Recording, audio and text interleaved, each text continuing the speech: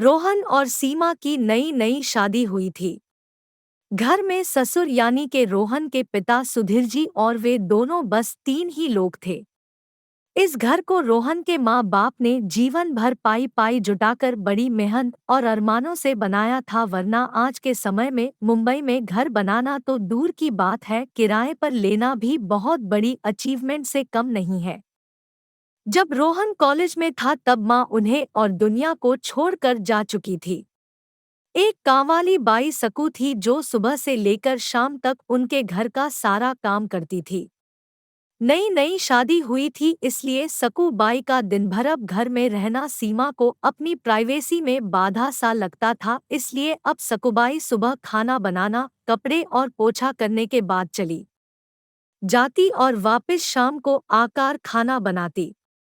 सकुबाई की दोपहर की गैरहाजिरी से कई छोटे मोटे काम दिखाई देने लगे, जिनमें से ज्यादातर काम बिना कहे सुधीर जी ये सोचकर कर लिया करते कि बहू को मदद हो जाएगी, लेकिन बहू सोचती कि ससुर को औरतों के काम में दखल देने की आदत है। एक दिन मौका देखकर सीमा ने रोहन से कहा, क्यों ना हम बाबूजी को वृद्धाश्रम में भेज दे।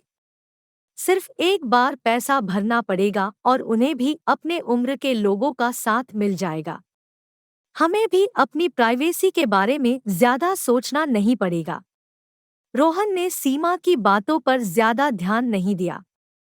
कुछ दिन ही बीते थे कि बाबूजी अपने दोस्तों के साथ एक हफ्ते के लिए टूर पर गए और इत्तेफाक से इसी दौरान सकू बाई भी छुट्टी पर थी। फिर क्या, सीमा को जैसा चाहिए था वैसा समय मिलने लगा। अब रोहन रेस्टोरेंट में खाना खा लेता और सीमा का काम ऑमलेट, ब्रेड या मैगी से चल जाता। खाना बनाने की टेंशन नहीं थी, लेकिन घर में निकलने वाले सारे काम तो अभी भी करने ही थे। ससुर जी की गैर हाजिरी में सीमा को एहसास हुआ कि वह बिना कहे ही जो काम कर लिया करते थे उनसे कितना फर्क पड़ता था। छोटे मोटे लगने वाले यह काम भी काफी समय और एनर्जी लेने वाले थे। कुछ दिन बीतने के बाद एक दिन रोहन सीमा को कहता है, चलो आज कहीं बाहर घूम कर आते हैं। सीमा बड़ी खुशी खुशी सज धज कर बाहर घूमने के लिए तैयार हो जाती है। रोहन सीमा को अपने घर से 4 किलोमीटर दूर एक चौल में लेकर आता है। एक आदमी रोहन के हाथों में एक चाबी देता है।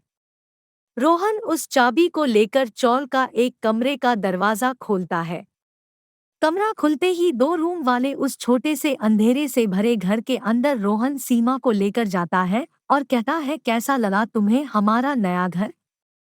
रोहन कहता है, हम अगले महीने से इसी मकान को भाड़े से लेकर रहेंगे अलग और अपनी प्राइवेसी का मजा लेंगे। अभी मेरी आमदनी के हिसाब से हम इसी को एफोर्ड कर सकते हैं। रोहन का यह व्यवहार सीमा के समझ में नहीं आया।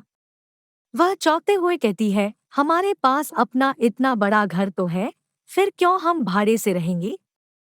रोहन उसे टोकते हुए कहता है, सोच समझकर बोला करो, वह घर हमारा नहीं है, वह माँ बाबूजी का है।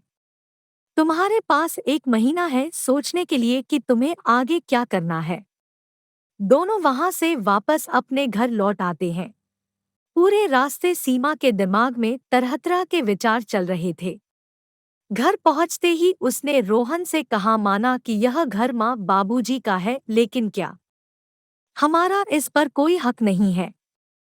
रोहन ने कहा, बिल्कुल है, लेकिन माँ बाबूजी के बाद जब तक वह है तब तक तो नहीं। अगर तुम्हें हक समझ में आता है तो तुम्हें जिम्मेदारियां भी समझ में आ रही होंगी।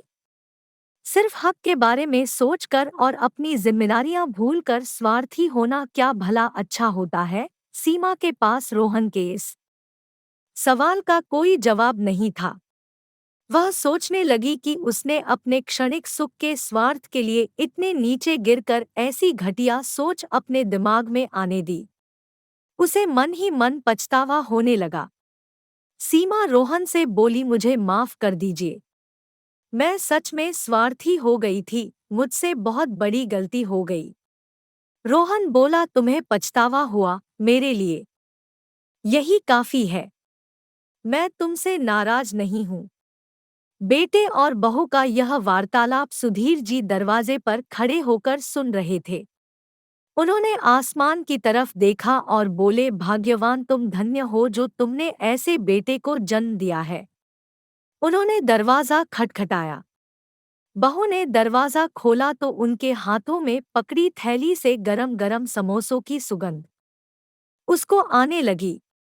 ससुर ने अपनी बहू से कहा, वो कोने वाले हलवाई के पास से लाया हूँ, तुम्हें बहुत पसंद है ना। सीमा को अपने ससुर के प्रति विचार और ससुर के उसके प्रति प्यार, उन दोनों का फर्क समझ में आते ही उसकी आंखों में पश्चाताप के आंसू और चेहरे पर अपने परिवार के प्यार के कारण मुस्कान आ गई। दोस्तों, इंसानी दिमाग में दिन भर में हजारों विचार आते हैं, कुछ अच्छे कुछ बुरे, लेकिन किसी भी विचार को शब्दों में परिवर्तित करने से पहले उनको समझना बहुत जरूरी है। अक्सर विचार और वास्तविकता एक दूसरे से मेल नहीं खाते हैं। हमारे बुजुर्ग जो हमें बोझ लगते हैं, जिनसे हम बात बात में चिढ़ जाते हैं, और ऐसा इसलिए होता है क्योंकि हम स्वार्थी होकर सोचते हैं और हम उनके योगदान को समझ नहीं पाते। वह हमारे जीवन में बहुत अहम किरदार निभाते हैं।